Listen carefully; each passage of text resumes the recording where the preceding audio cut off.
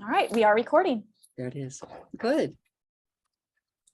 Patty and Maribeth, I'm going to ask you to continue to admit people. Welcome to this bylaws discussion. We're going to talk about the existing bylaws and the revisions. In June, in June, Sherry Holmes appointed a bylaws committee. Those committee members are here. It's Maribeth Shafer, Alice Bachand, and Brandon Hines. And then I am the technical advisor of the committee. And we've been working on all things. We were given 3 charges, and those charges are the things that we're going to talk about today. We are recording, and so I will let you all go ahead. Patty, Maribeth, or Brandon, whoever would like to go first. I talked about the charge from the board. Gail, would you like to talk about those 3 charges? Sure, I can do that. So the 3 charges were quite simple, but actually in effect, they're pretty broad sweeping. One of them was to do some edits and clean up things. And that's been the biggest and the bulk of the edit. Anything that we've had a question about, the committee has conferred with each other. We didn't want to make edits that would change the intent of the bylaws. So we've been real careful about that. The other thing was to make sure that all categories of libraries were defined in the bylaws.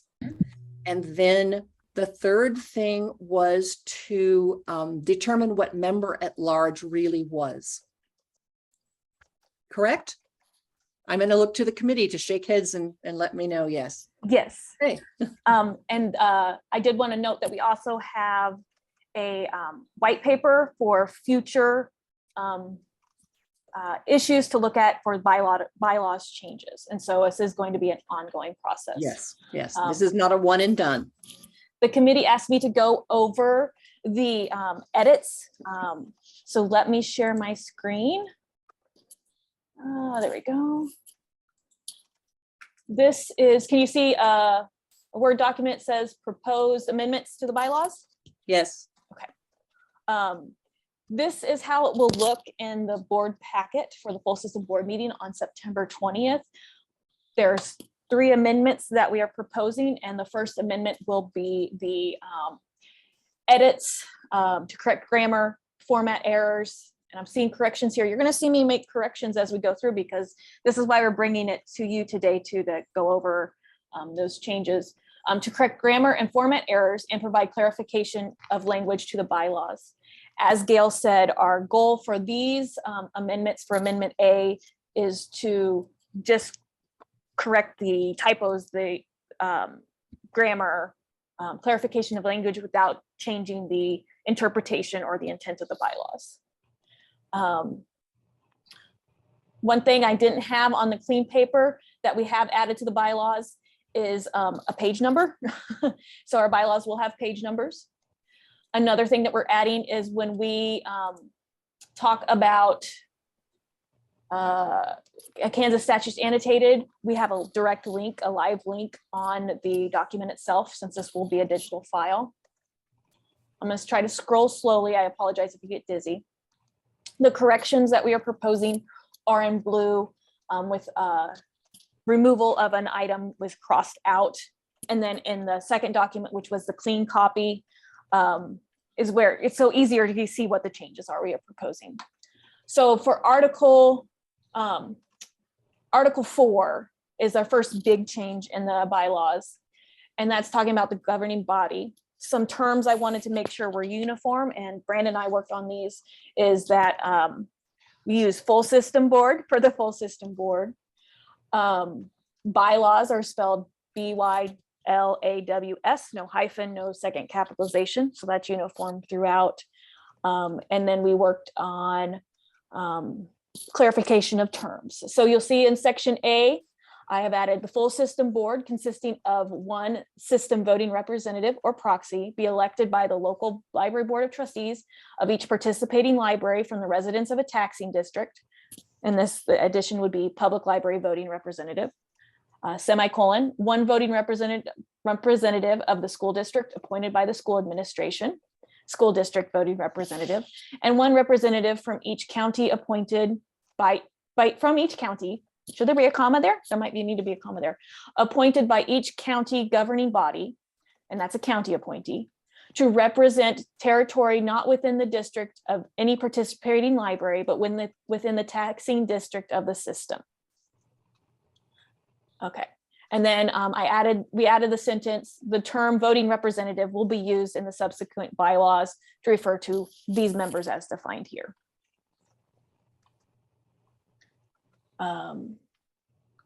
Then section B, each member's voting representative is eligible to serve on the system board until a replacement is appointed by the library board of the library representative or the school administration, and county appointees are eligible to serve until a replacement is appointed by the county's governing body.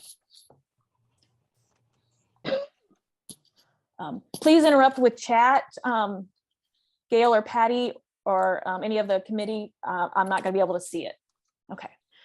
Section C, this is actually combination of two sections in the bylaws. We moved one portion from Article 5, Section C. So in accordance with the Kansas state statutes, which I have linked here, the full system board will elect an executive board to delegate policy matters and philosophy of operation of the system. Adoption of the annual budget is the responsibility of the full system board. The executive board shall be empowered to conduct the business and affairs of the full system board between regular or special meetings of the board. I think that should say executive board. And shall set policies for the system librarian and administration of the system. All right. Article 5. This is just going to show the grammatic changes. It's not going to show the other two issues that are addressed in subsequent bylaws amendments. So the executive board of the full system board shall consist of from 10 to 14 members, at least 2 of whom shall be elected from the county appointees. Other representatives on the board should include one librarian from a Gateway Linking or Service 701 library, one librarian from a Service Center 1, Service Center 2, Major Service Center, or Major Resource Center, one school librarian or representative of a school district, and others who shall be elected from the representatives of the participating libraries in the school. Members shall be, I'm skipping when there's not an edit, so sorry if I'm confusing. Members shall be elected for a 3-year term at a full system board meeting. Is a correction in the next paragraph. And then we also rearranged the order of this paragraph here highlighted in red from below the next paragraph. Like they feel that the order makes the bylaws clearer to understand. Every election shall assure that at least 2 county appointees, 1 representative from a medium to large library, 1 representative from a small to medium library, and 1 school librarian or representative of the school district shall sit on the executive board. In the event that a member of the executive board is resigned or replaced on the system board, as a result of action by the county governing body or an action of a local public library board or school district, the unexpired term of the board member shall be filled separate at the next full system board meeting. Election to such unexpired, that's hard to say, an unexpired term shall not be counted as the first term on the executive board. Did I misspell that? I'm not sure why that's in red. Incumbent executive board members may not seek election for an unexpired term. We then added this sentence and took out some more. If the executive board does not already include the required 2 such county appointees, candidacy for the unexpired term of a county appointee shall be limited to county appointees. When it is necessary to hold both a regular election and a separate election, for an unexpired term at the full system board meeting, candidates must specify for which vacancy they are seeking election. So this change here is reorder of the sentence, hopefully for clarification. Okay. A quorum of this board shall consist of a majority of the members of the executive board. And then we moved this section C, and that was moved up into Article 4, which we talked about before. And so the new letter C, section C, is what was section D. Okay, no changes in these paragraphs. Okay. We did take out one sentence in Article 6, Section A. This annual meeting may also be a programming meeting. We went through these bylaws and changed it to full system board meeting, and we're just talking about the meeting and as itself. So that sentence felt like it was no longer needed.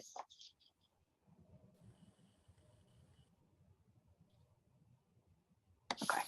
There's a question about the semicolons for detailing the membership of the executive board.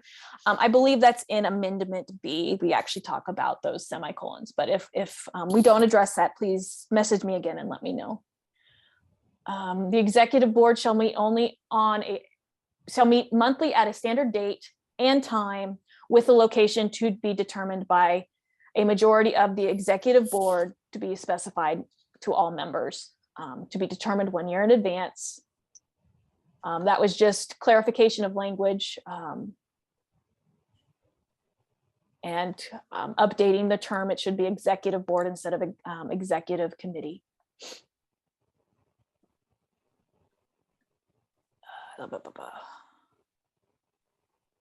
We added proxy to alternate and proxy for each member of the full system board or their alternate / proxy shall have one vote in the government of the full system board meeting.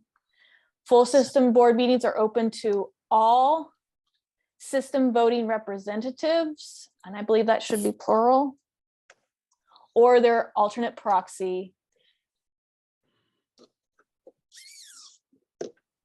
shall be eligible to vote in the proceedings of the full system board. And then we added changing annual meeting to the full system board meeting in the section C. We talk about the quorum. We took out section E because it was already stated as above in section B, Article 5, section B.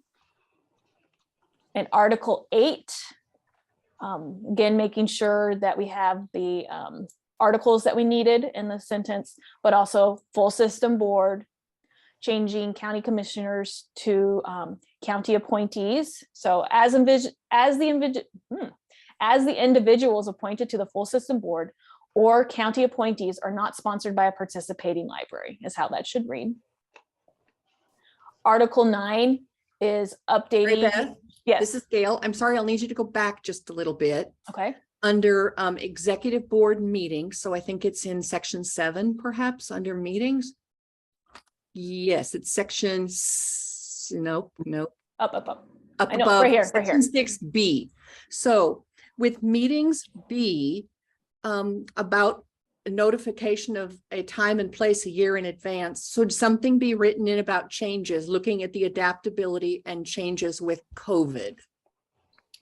Brandon and I also talked about this a lot. Since this is just edit changes, we thought that any specification or changes to how this is written would change the intent or the understanding of the bylaws.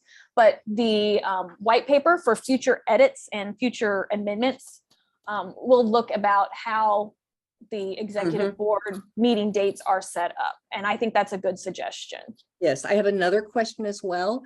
A question, is there a, sorry, tongue-tied there. Is there somewhere in these bylaws the procedure to determine who's eligible to be a proxy? And I don't think that there is, because I think anybody could be eligible to be a proxy. Okay. But I'll keep watching for that. Okay.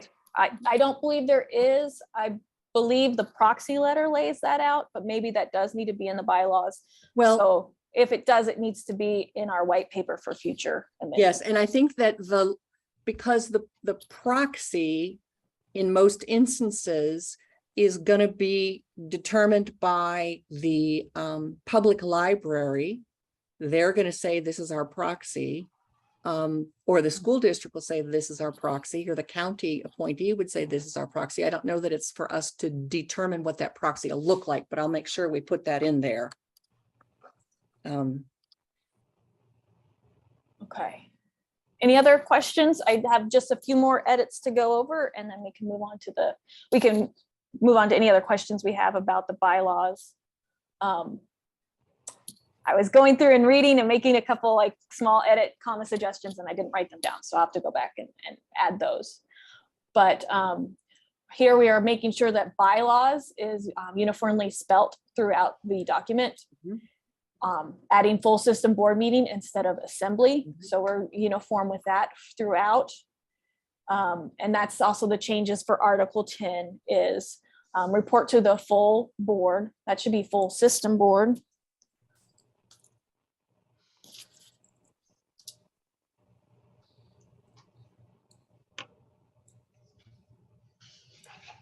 Each year, the system librarian shall review the total program and prepare an annual system plan and present it to the full system board. And then also we will revise the date that it was last revised. Questions? Would it be easier for you to see the clean copy on the screen? I'm seeing yes, okay.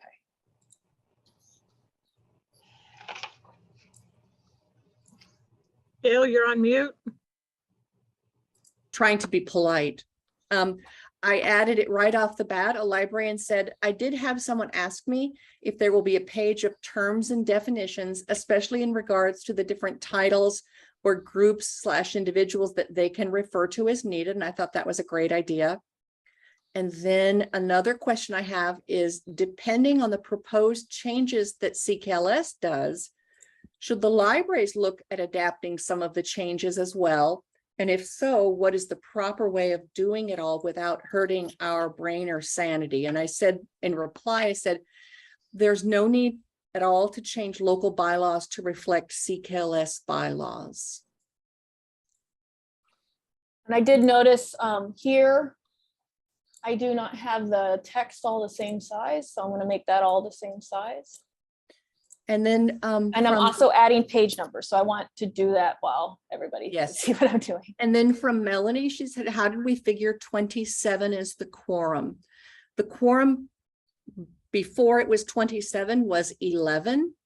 The quorum was determined as 27 as it was half of the public libraries at that time. And if we, yeah, that's what it was. I want to let me, there we go. Okay. There we go. Page that numbers. Was the setting the quorum as 27 was one of the very first changes we made when I took on this position, because 11 was just absurd. So is that something that we want to put on the white paper? I guess this is a question for the committee, but everybody as a whole. Is that something we want to put on the white paper for future possible amendments? Mm-hmm. Okay. Maribeth, Yes. would you take a moment and explain what a white paper is, please? So our white paper is kind of our working brainstorming sheet that we're tracking future edits that we want to address. Not for these, not for this upcoming full system board meeting. We're adding them as we go along, but it's kind of as our printed brain. So we remember that these are other topics, situations that we want to address in a future time. Good. I'll add in there that there were several things that Maribeth and I were working through. We looked at it and it's like, well, actually that would change the intent of the, I mean, that would actually be something that needs to be voted on. So we backed off of some, what we initially thought were edits or clarifications, because if it wasn't written, formalized already in the bylaws, then it shouldn't be changed. So we had several of those, and that one example Maribeth gave earlier is one example of that. So yeah, there are a number of things on that white page already. Mm-hmm. And this is Gail. There will be more to continue. Yeah. I also noticed in my clean sheet that I didn't get some of the crossed out items taken off. Yes, Brandon and I worked very hard on making sure that they were edits and not changing the meaning. Thank you. Any more questions about this section? And we can go back if you think of them later. Okay. I just wanted everybody to see my edits as I'm going through. Norma has a Oops. question. Maribeth, Yes. on page 2, Article 4C, would you explain the last line? Page 2. Article 4, This here. letter C. Okay. The executive board shall be empowered to conduct the business and affairs of the full system board between regular or special meetings of the Full system board. or system board. Thank you. And shall set policies for the system librarian for the administration of the system. So this is what gives the executive board the power to conduct their monthly meetings and do the monthly business for CKLS. And to establish policies. So it's for the system librarian for the administration of the library. I think that's straight from statute. Essentially, it's the same thing that your board does for you, is they create policies. And I have a question. What is the definition of system librarian? System librarian is the formal title, I think it's in statutes, for my position. Yes, that's how it is written in statute. And so I like you can be a librarian or a director or any number of things. I have a number of different titles as well. Okay. Thank you, Maribeth. Yes, okay. And next, I believe we have amendment. Let me get to it and then I'll share my screen again. Amendment B. Right. And so what we're doing on these 3 charges is we're bringing them as 3 separate amendments, which will each be voted on as separate amendments. And that way then it's not one huge body of work. It's easier for you to see, okay, this is what we're voting on right now. This is what we're voting on next. This is what we're voting on third. Okay. Okay. Alice, I think you were going to go over this part. Yes, I was. So, as you can see, where it currently reads, originally reads that one librarian from a gateway, linking, or service center, one librarian, and then service center 2, major service center 1, or major service center 2, one school librarian, yada, yada. It was unclear and we wanted to clarify, and we also wanted to make sure there was this specific from a small to medium library, and then one librarian from a medium to large library. So we divided the library classifications into the following categories that were already there, just making sure that gateway, linking, or service center 1 would be the first category for a small to medium library. And then sometimes I can't read what I typed. And then the second one would be service center 1, major service center 1, and major service center 2, and service center 2 would be in the second category as a medium to large. Now, the reason why service center 1 is included in both categories is because there are very few service center 2, major service center 1 and 2 libraries. So in order to broaden the pool, so to speak, service center 1 was put in both library categories. And then it was also decided to state one representative from a school district, as it would depend on whether who the school administration would want to represent the district, whether it be the district librarian or a library para or one of the administration. And then we also discussed what makes an at-large member of the board. And that's the And there next amendment. Okay, sorry. That's all right. I would like to share with the group what we have on the white paper for this section as well, because we've talked at length and we felt like we needed more time to investigate full options for Yes. other definitions or ways to represent our libraries on the executive board. Alice, would you like to go first, and then we'll make sure everybody on the committee gets a chance. About what I just said. About what we have on to consider in the future about this amendment. Oh, okay. I believe we are wanting to make further clarifications on major service center 1 or major service center 2. And to make sure that you do have a small to medium, a medium size, and a large representative. Isn't that right, Gail? That's my understanding as well. I am off mute. Good. Yes, and that's work that we're going to start on in October. We knew that we didn't have enough time to start on that now and do it properly and bring it to a vote. So this makes a fix for that glaring omission of the major service center 2. And it's the Band-Aid. But next time in May, we hope to bring, well, we will bring something to you that's going to change this up a little bit as well. And I wanted to add something real quick before I forgot, and then I wanted to let Brandon have a chance. We also know that there's some legislation coming through that might change our executive board. So we wanted to, it would then be an elective board. So we wanted to make sure that we gave ourselves the time to fully investigate what options are for representation on the board, but also make sure that we'll have that legislation come through and we can, act accordingly if we need to make any changes. Right. Brandon?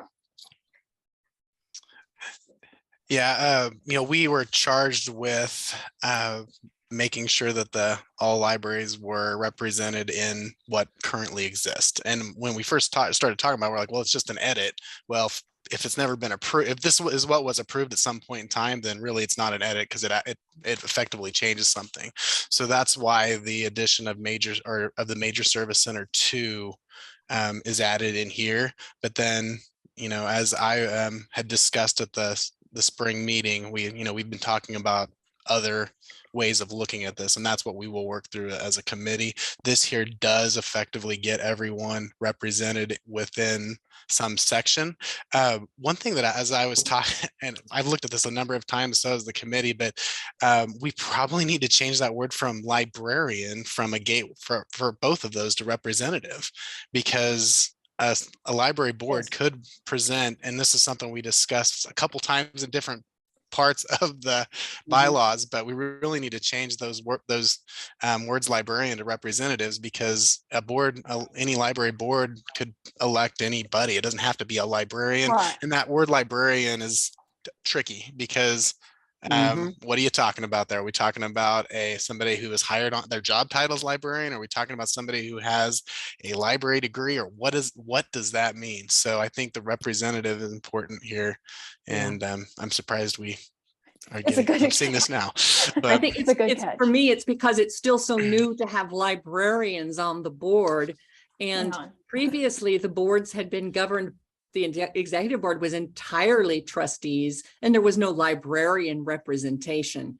I think that what we've done is we've changed the culture.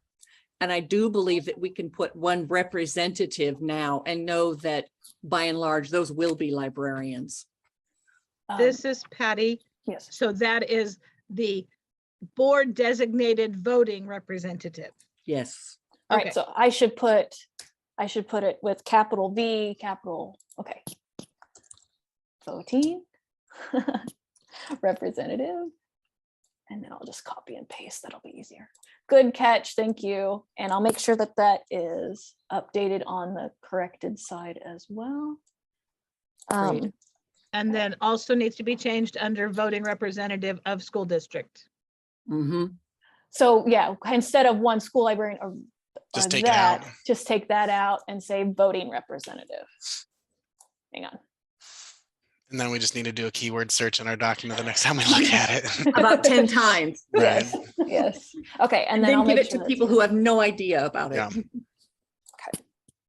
Um, I don't think we want to just hand this off to somebody. They'll be like, what? Because they don't know what a gateway linking means.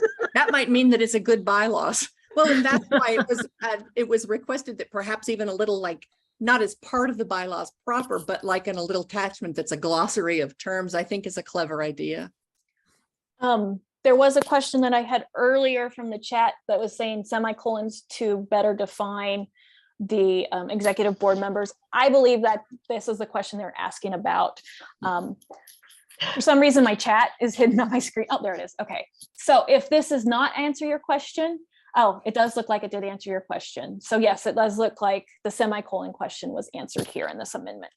I know it was a little confusing because the edit one doesn't touch this section really, because we're addressing it in Amendment B. Okay. Any other questions on Amendment B at this point? Is Then the let's- wording in the school district, should it be from or of? Because you have an inconsistency. Yes, it should be from. Okay, hang on. Should be crossed out. From here. Yes. Is that what we're saying? Good catch. Thank you.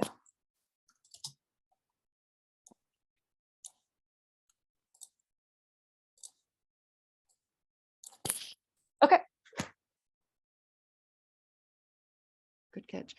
Let's go ahead and move on to the last section, which is defining member at large, All right. and which is right here. Alice brought us this great 3-column format from her previous work with DAR. And so it's, here's what it is now, here's what it's proposed, and if it's adopted, here's what it reads. And I forgot to add the description. we do have a question. Should voting representative read local board approved voting representative?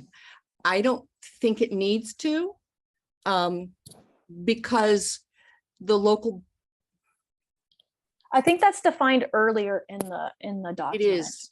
When we, it's very at the beginning, I think top of page 2. Let me just switch over. Where the boards vote to make their voting representative.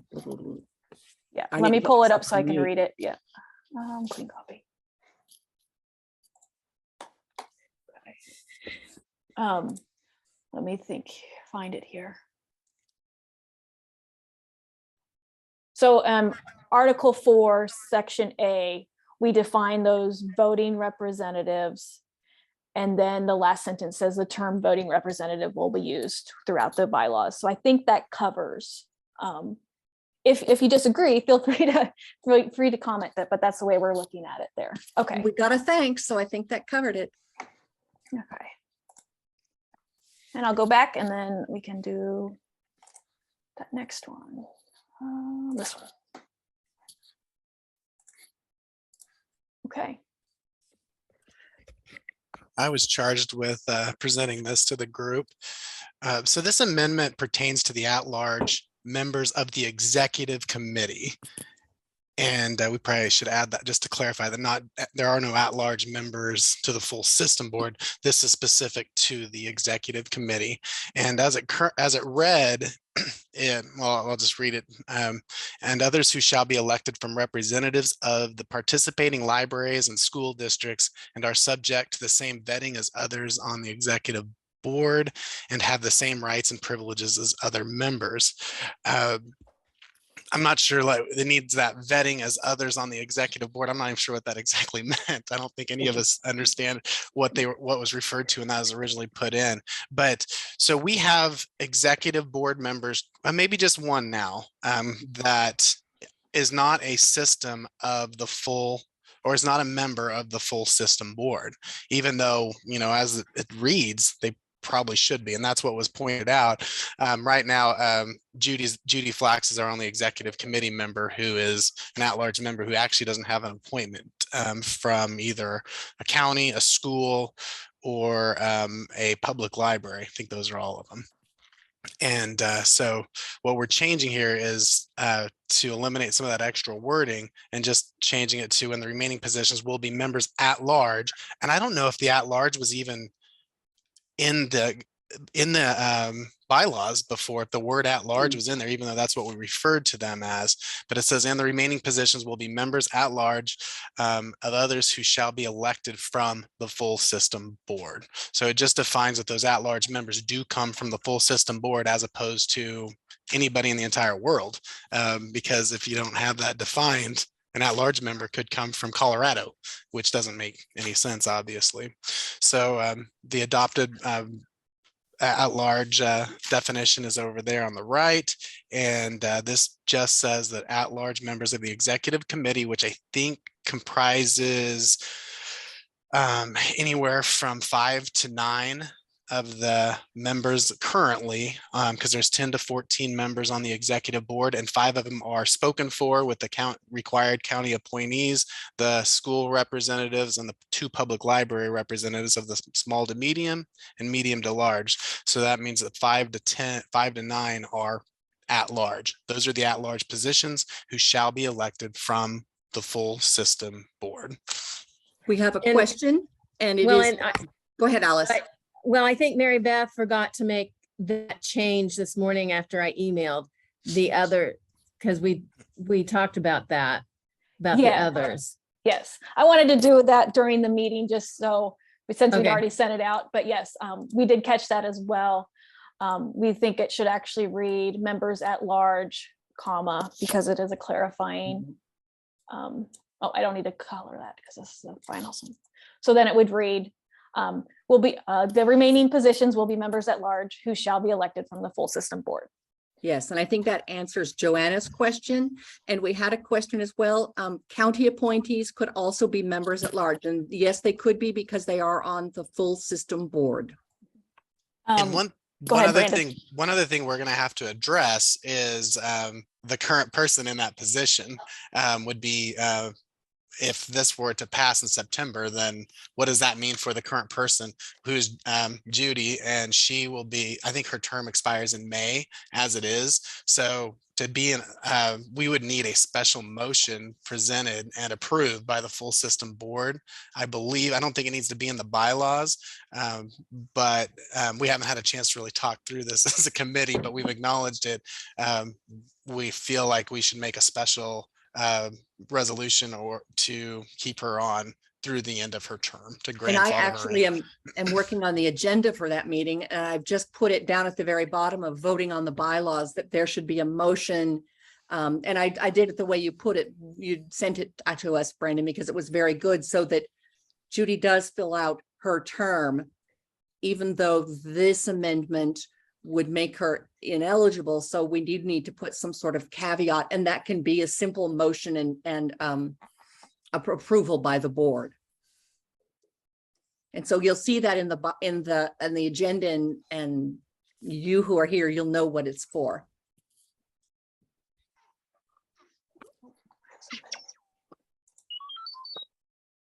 All right.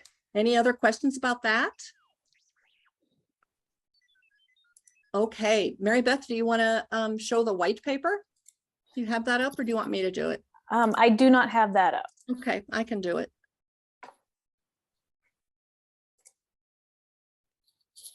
Okay, this is the white paper. It's not formal. It's nothing fancy. It's just us throwing reminders to ourselves in here.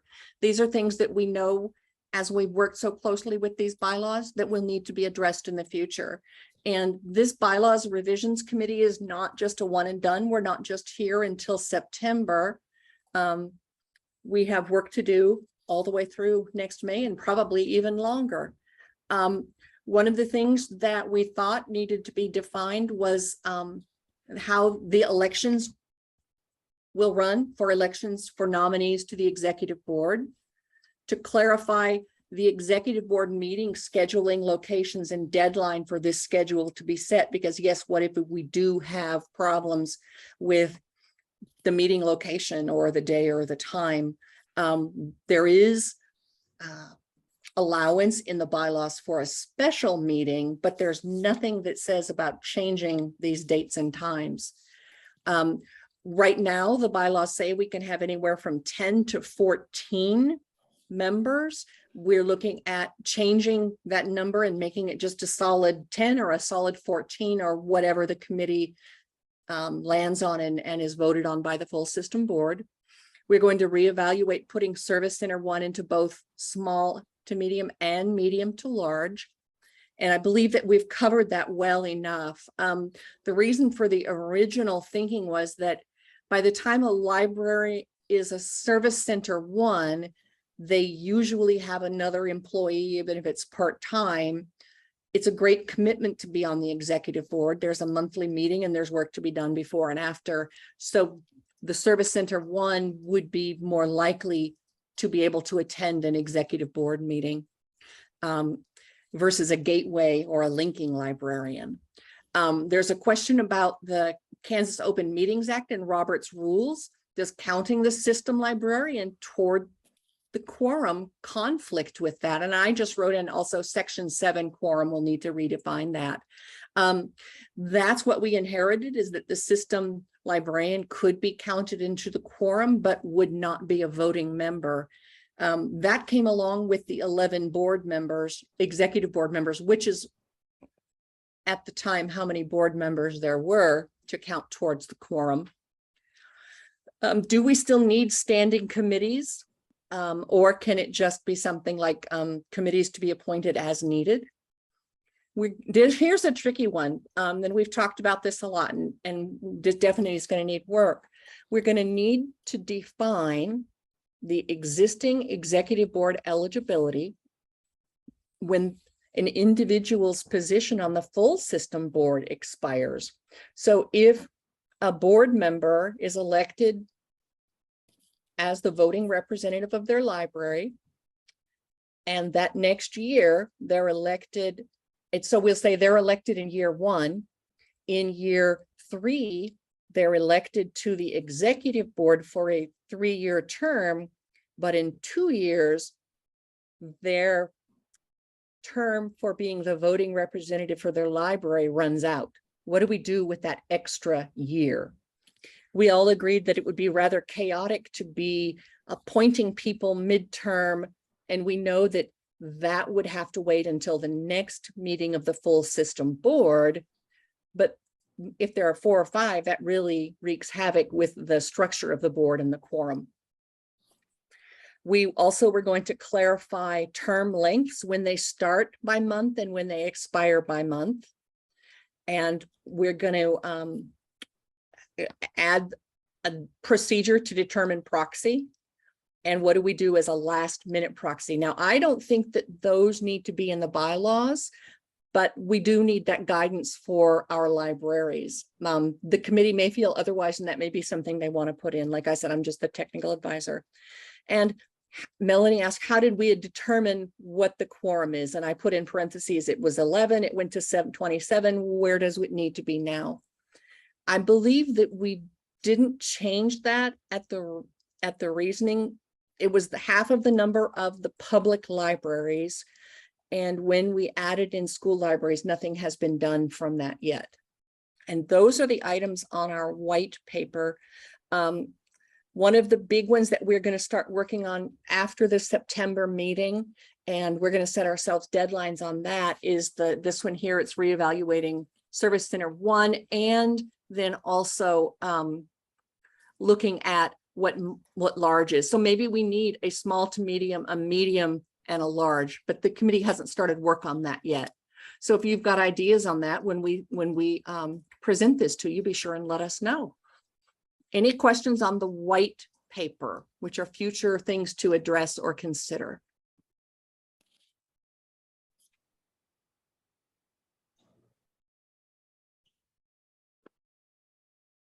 I'm going to stop sharing and bring myself back to all of you. I do have a quick comment. As far as the quorum part, what I have seen done in other organizations is instead of stating a specific number, it would be half plus 1. so that you have like the majority of your group, whether there's only 11 libraries or if there's 50 libraries. It's just, half of the representatives. Half of the members present. Plus one to have the quorum. I got a really good question and I'm going to answer it because we've got new librarians on here. If counting the system librarian towards the quorum conflicts with COMA and Robert's rules, how will that affect? Will that affect how local library boards count the librarian? In a local library board, the librarian never counts towards the quorum. The librarian is not a voting member and cannot be counted toward the quorum. Does that answer your question? Pretty sure it does. But Gail, yes. question about tying the proxy. And I know at our last full system board meeting, we had a person or two that was representing 3 proxies. Mhm. How's that, do we do warm bodies to count quorum, or do we count how many proxies does that count towards the quorum? Because you could have one person representing three warm bodies if we count just the paperwork. Yeah, I just added that. I added, do we count warm bodies or voters present? And that's a good one.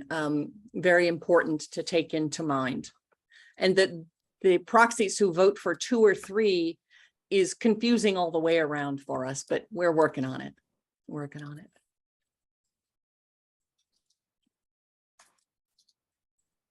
I want to thank you all for being here.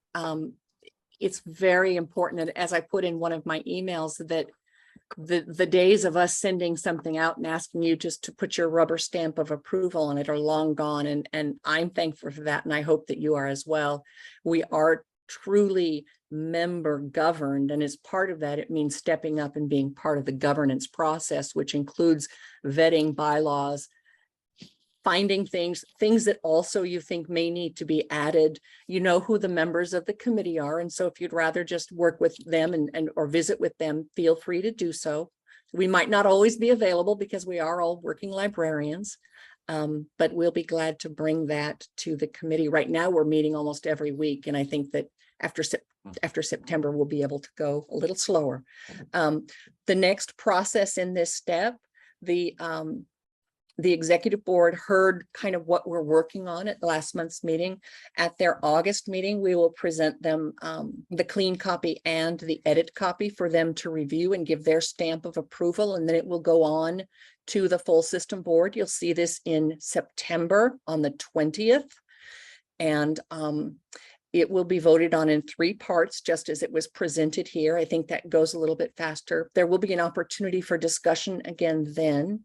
But I'm going to make sure that Maribeth sends this link out, and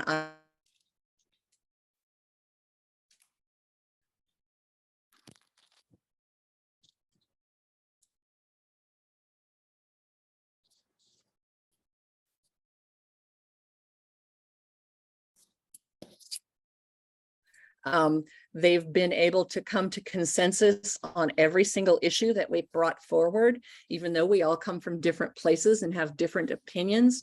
And I just really applaud that professionalism. Thank you. I don't have anything else. Committee, do you?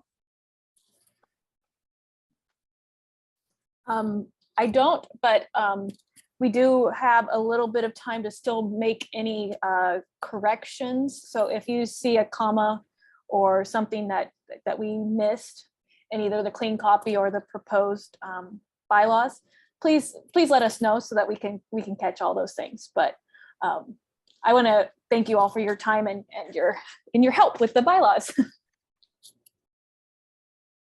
Yes. Yes. Well, I'll wait just a minute longer. One of the best things I learned from Sherry Holmes is to wait quietly. I'm not very good at it yet. Just wait and see if anybody has any questions.